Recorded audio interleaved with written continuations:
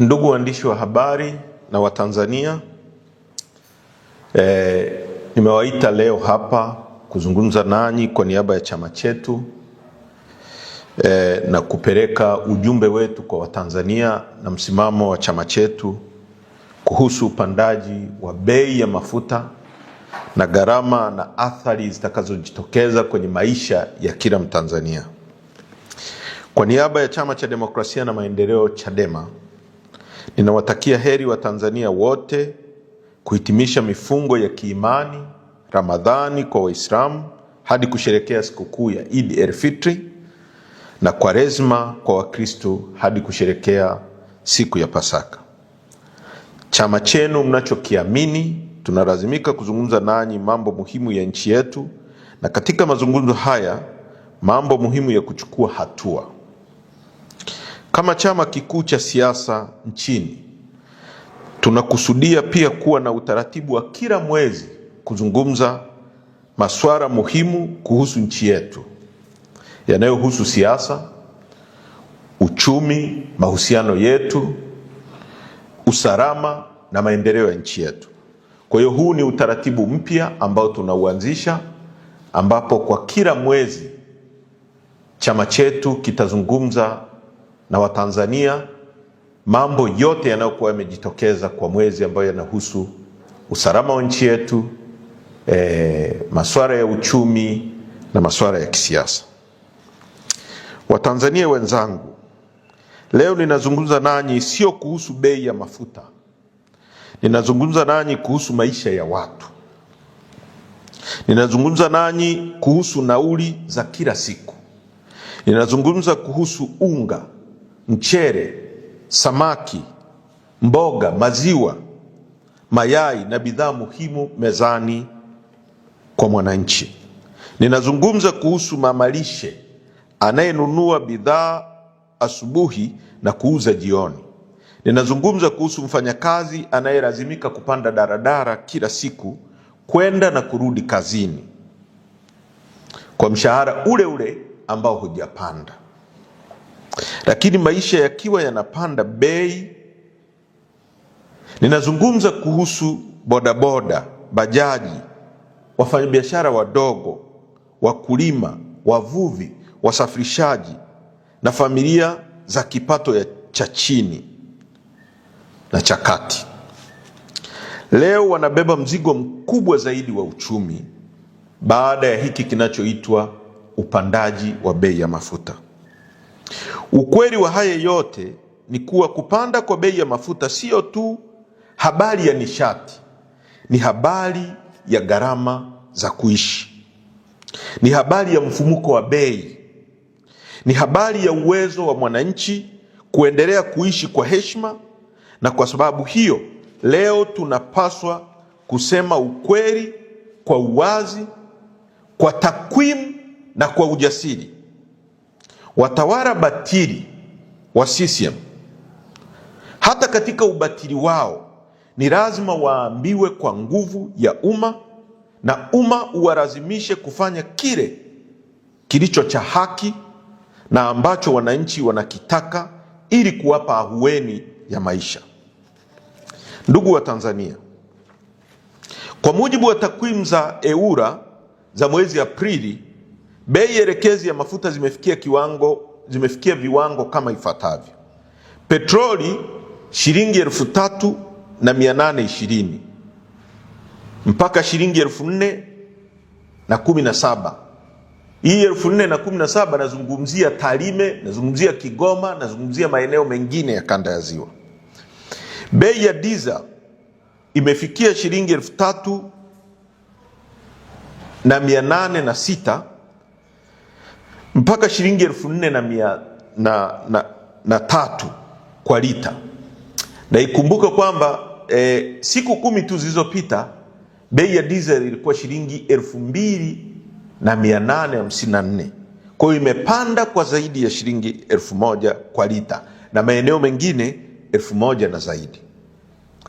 Bei ya mafuta ya taa kerosene shilingi 3,500 mpaka shilingi 3882. Hizi sio namba za karatasi. Hizi ni takwimu za ofisi, sio takwimu za ofisi tu. Hizi ni namba zinazogeuza kuwa nauli ya daradara. Hizi ni namba zinazogeuka kuwa bei ya unga sokoni. Hizi ni namba zinazogeuka kuwa gharama ya kusafirisha chakula. Hizi ni namba zinazogeuka kuwa mzigo wa maisha kwa kila kaya ya Kitanzania. Kwa hiyo anayesema bei ya mafuta ni mafuta tu hajui maana ya uchumi wa mwananchi. Kwa Tanzania ya leo, mafuta yakipanda bei, nauli hupanda. Nauli zikipanda, chakula hupanda bei. Chakula kiisha panda bei, biashara ndogo huumia. Biashara zikiumia, mapato hushuka. Mapato yakishuka, huku bei zikipanda, maisha ya mwananchi kuingia kwenye mtego wa maumivu makubwa. Hapa ndipo bei ya mafuta hugeuka kutoka kuwa takwimu na kuwa mateso ya kila siku kwa mwananchi. Ndugu wa Tanzania wenzangu, Chadema ndio chama kinachoweza kusema ukweli kwa niaba ya wananchi, na ni lazima tuseme ukweli wote. Serikali yenye uhalali, na hapo tunasema kama kungekuwa na serikali yenye uhalali wa watu, huwajali na kuwaonea huruma wananchi wake. Dunia inaweza kuanzisha mshtuko wa bei ya mafuta, lakini serikali inayowajali watu wake ndio huamua wananchi waumie kwa kiwango gani. Na hii ndio tofauti ya kisingizio cha uongozi uliopo. Serikali inapaswa kutatua kero na kuhakikisha maisha ya wananchi yanakuwa nafuu, huku huduma zikiwa zinapatikana kwa urahisi na kwa unafuu. Serikali haipaswi kulalamika na kutoa visingizio kwa mambo yanayotokea sehemu nyingine bila kugeuza ama kuchukua hatua za kuhakikisha wananchi hawaathiriki kwa kiwango kikubwa. Mambo yanayotokea huko kwingine, serikali makini inapaswa kujipanga na kuwa tayari kukabiliana na majanga na mambo mengine bila wananchi wake kuathirika. Ni dhahiri sasa, serikali isiyo na kibali cha watu haiwezi kuwajali watu wake, maana haijaona, haijioni, wala haiwezi kuwajibika kwa watu. Ndugu wa Tanzania wenzangu, katika uchambuzi wa bei ya petroli kama tulivyoeleza hapo juu, kuna sehemu ya gharama ya kimataifa, lakini kuna sehemu kubwa ya mzigo ambao unatokana na kodi na tozo mbalimbali za ndani ya nchi. Na hapa ndipo ninapoomba Watanzania wanisikilize kwa makini. Gharama ya kununua mafuta ya petroli au dizeli kwa lita inaitwa FOB, yani ukinunua kabla ya kuyasafirisha, inakadiriwa kufikia shilingi 1,800 mpaka shilingi 2,000 kwa lita. Gharama ya kusafirisha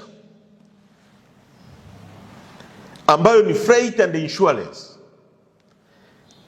inakadiriwa kuwa shilingi 150 kwa lita ya Kitanzania. Kwa ukijumlisha hapo ni kama shilingi 2,100 kwa lita moja. Hapo mafuta yameisha safirishwa, yamefika mpaka Tanzania. Kwa hiyo ndio bei ambayo ilipaswa kuwa inauzwa pump price kama kusinge kuwa na tozo na kodi mbalimbali. Sasa kwa nchi yetu, ukichukua jedwali la tozo na ushuru mbalimbali na kodi, zinakadiriwa kufikia 16. Kwa mfano, petroleum levy kuna takriban shilingi 400. Ushuru wa bidhaa, yani excise duty, takriban shilingi petroleum levy ni shilingi 300. Ushuru wa bidhaa yani excise duty, kuna shilingi 400.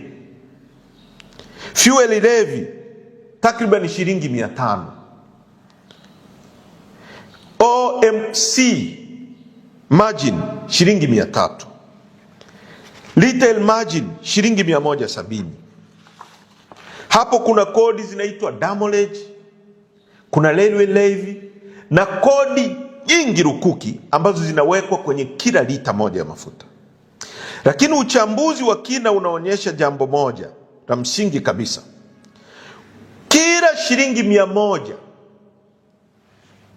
anayolipa mwananchi kwenye mafuta, takriban shilingi 31 ni tozo, ushuru na levi za ndani.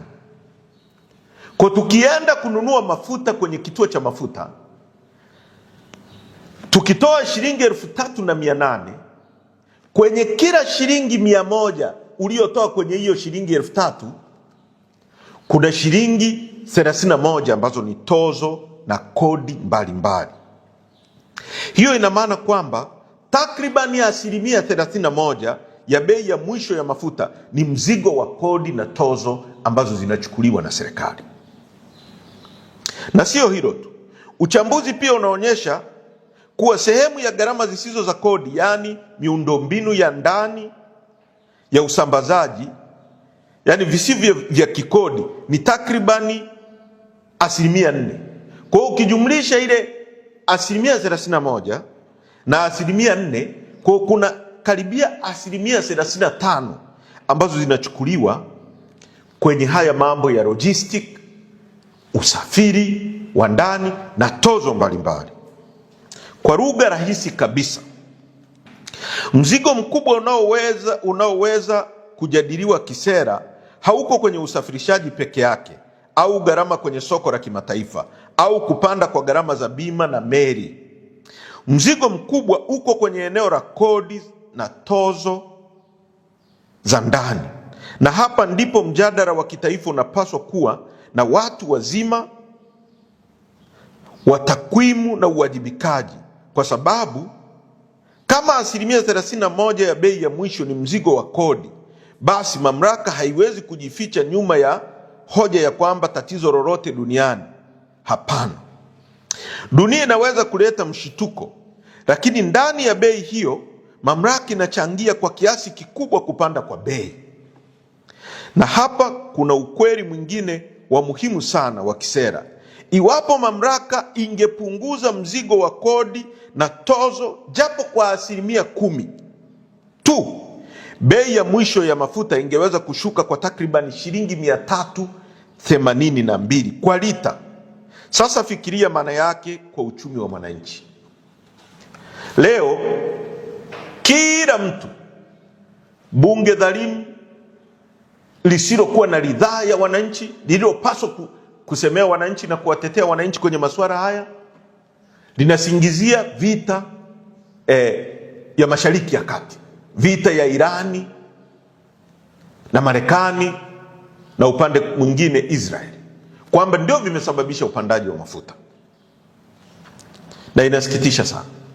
Lakini ukweli wa kisera kama nilivyosema unaonyesha kwamba tozo na kodi ni nyingi mno kwenye kila lita moja ya mafuta ambazo inasababisha mwananchi kupata mzigo huu.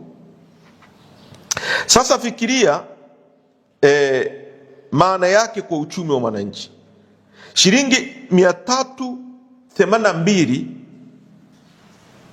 chini kwa bei ya petroli. Kwa hiyo kama kwenye kituo cha mafuta tumenunua mafuta kwa sasa shilingi 3,802, ukitoa shilingi 382 unazungumzia shilingi 3,500 kwa lita moja.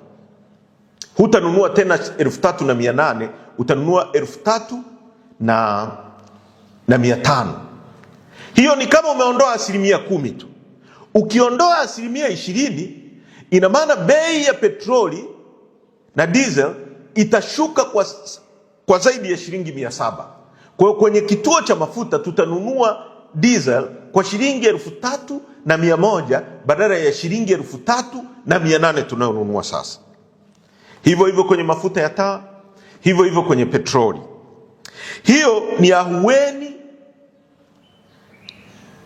afueni ya moja kwa moja kwa watu wa daradara, na kama watu wa daradara watapata ahueni, maana yake hawatapandisha bei ya nauli ambayo inakwenda kumwathiri mwalimu ambaye mshahara wake haujapanda. Yeye mshahara wake uko pale pale, lakini bei ya kusafiri kutoka nyumbani kwake kwenda kwenye kituo chake cha kazi inaenda kuongezeka.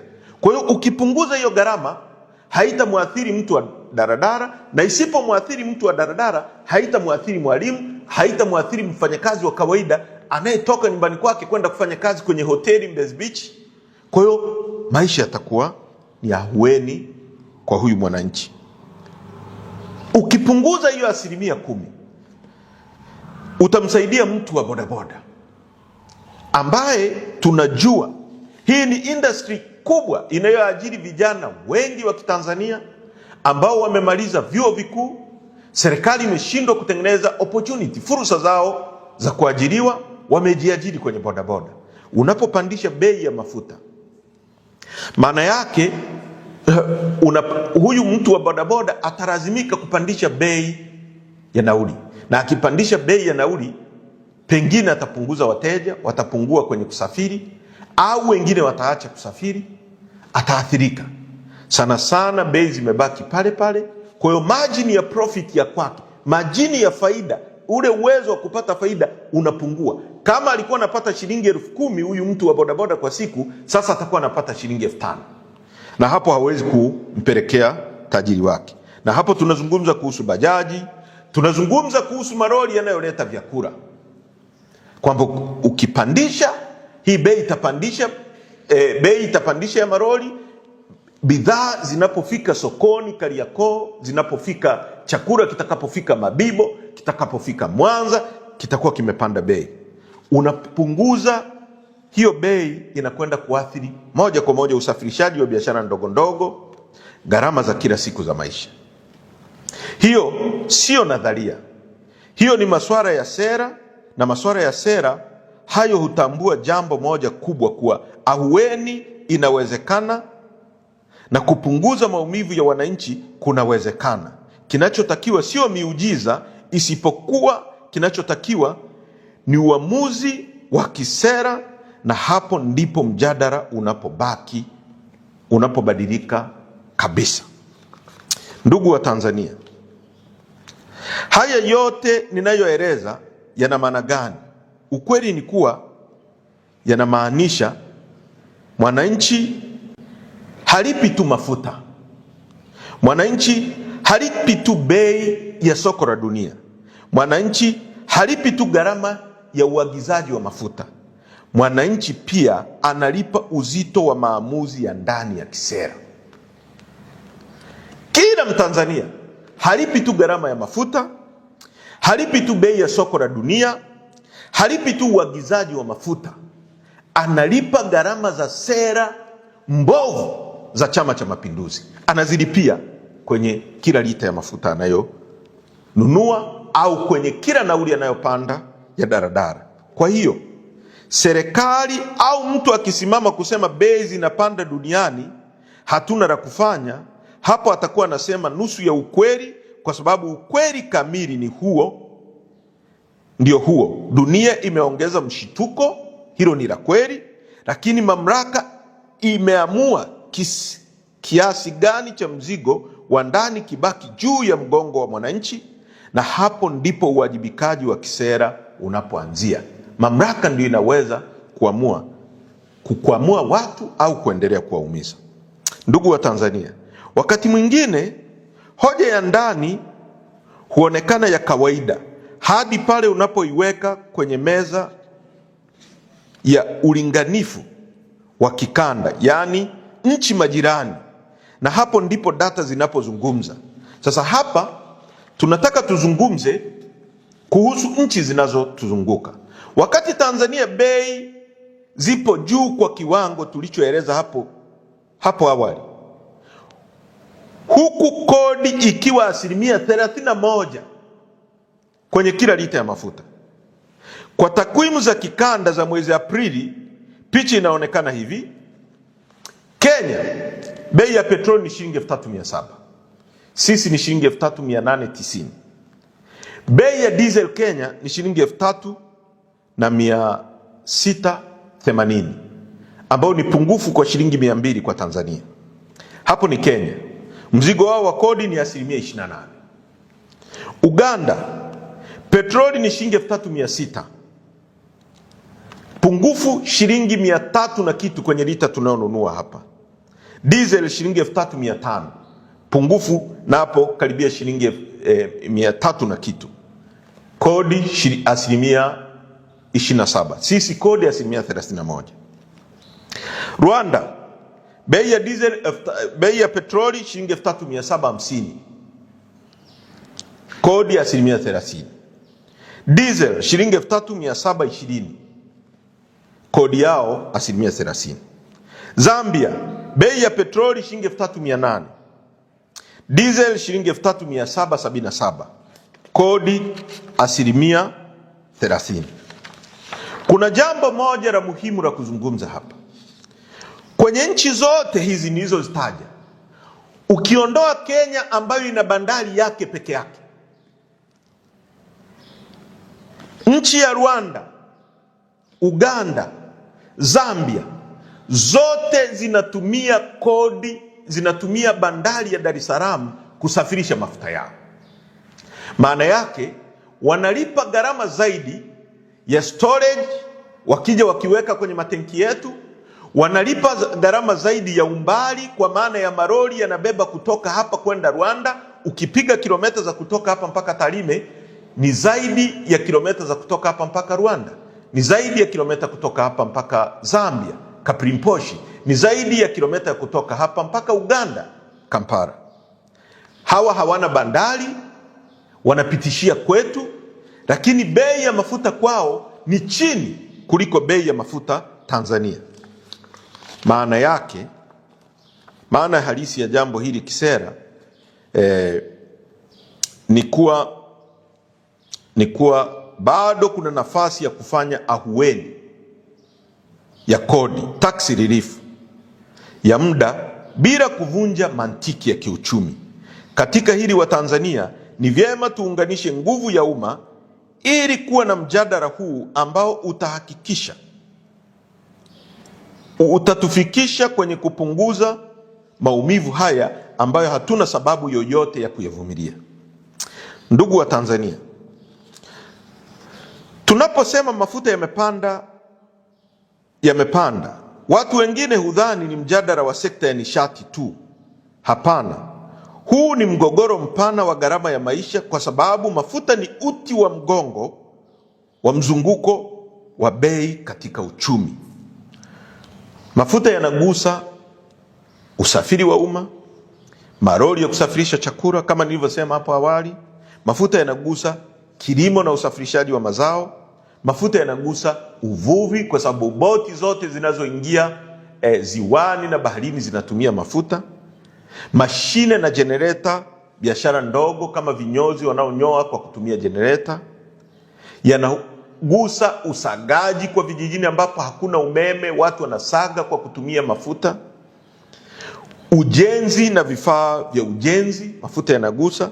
Usafirishaji wa dawa muhimu, dawa zote tunazotumia binadamu, mafuta ndio yanatumika kusafirisha. Mzunguko wa bidhaa kutoka bandarini hadi sokoni. Kwa hiyo mafuta yakipanda bei, daradara huanza kubeba shinikizo, maroli huanza kuongeza gharama, wafanyabiashara huanza kurekebisha bei, masoko ya ujumla huanza kupandisha bei, wachuzi, yani watu wanaouza kwa retails, rejareja, huongeza wigo wa faida, yani margin, kwa hofu ya mshtuko unaofuata. Wananchi hujikuta wanalipa gharama kubwa zaidi kwa kila siku. Kwa lugha ya uchumi, hii ndio tunaita cost push inflation shock. Yani ni hali ambayo bei ya mafuta ikipanda, halafu kila kitu kingine kinaanza kupanda kwa sababu ya mafuta hayo.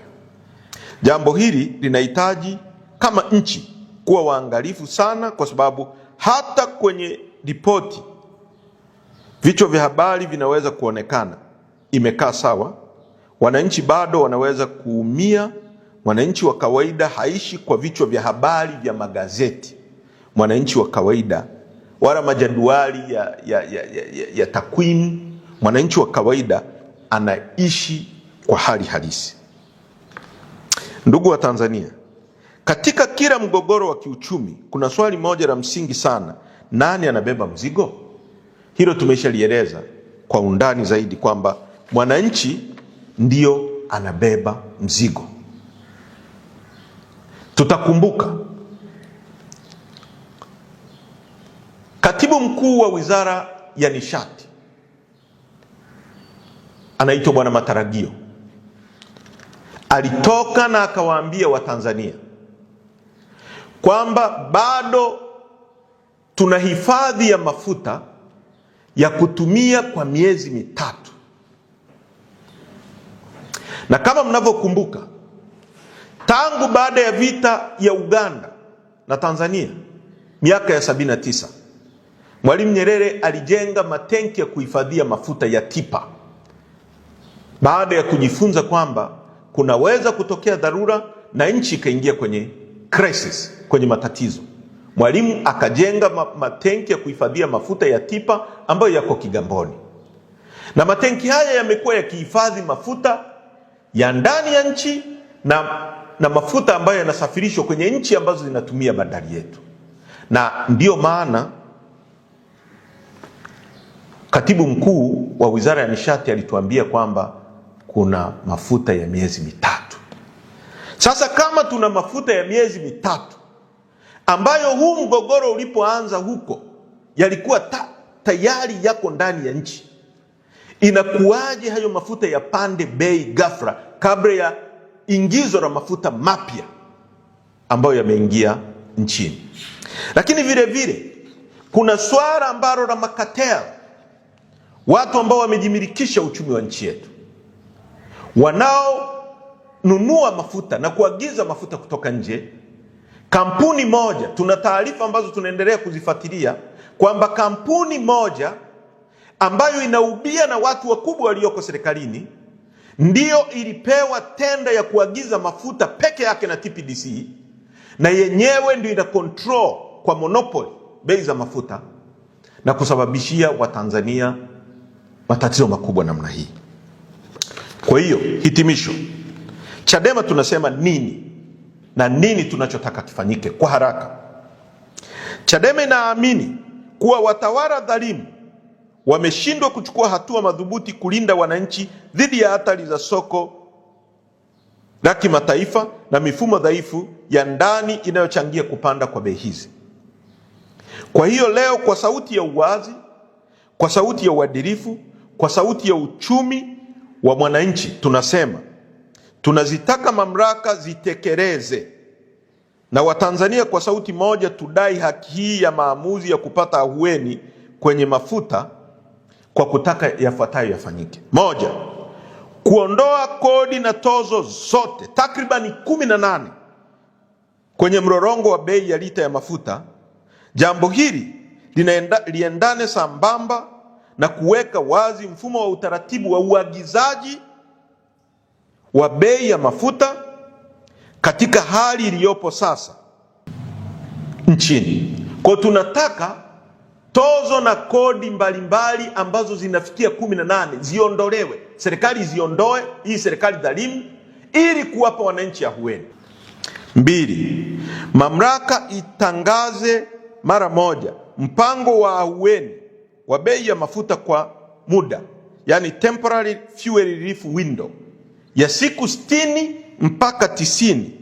Tunaitaka mamlaka husika kutoa ruzuku ya muda, yani targeted subsidy, ili kuwalinda wananchi na sekta nyeti kama usafirishaji na kilimo. 3, mamlaka iandae na ilete mpango wa dharura wa kuzuia kupanda kwa bei ya mafuta, yani fuel shock, kugeuka kuwa hatari ya bei ya vyakula, yani food crisis. 4, na mwisho, kwa vile mamlaka ilitoa taarifa kwa Watanzania kuwa nchi ina akiba ndani ya mafuta kwa miezi mitatu mbele, mamlaka ithibiti bei kwa miezi mitatu, kwa sababu hayo mafuta yalikuwa tayari yako ndani ya nchi na tunaamini yalikuwa kwenye hifadhi zetu ambayo yamefanywa na bulk procurement, lakini vile vile yamehifadhiwa kwenye matenki ya kwetu ya TIPA. Chadema tunasisitiza kuwa hali hii siyo ya kuvumilika na haiwezi kuvumilika. Ni wajibu wa mamlaka husika kuwalinda wananchi wake kwa vitendo, si kwa maneno. Tumechoka na maneno yao, kila siku wanaongea wanatuimbia. Sisi hatutaki hayo maneno. Wajibu wa mamlaka ni kulinda wananchi. Kupanda bei ya mafuta ya diesel na petroli kwa kiwango cha kuumiza wananchi namna hii si jambo la bahati mbaya, bali ni matokeo ya uzembe, wizi, ufisadi, kama ilivyothibitishwa kwenye ripoti ya mkaguzi na mdhibiti mkuu wa hesabu za serikali, ukosefu wa uwajibikaji na sera mbovu zinazoumiza mwananchi. Hatutakubali nchi iendeshwe kwa maamuzi yanayowaumiza wananchi huku wachache wakinufaika.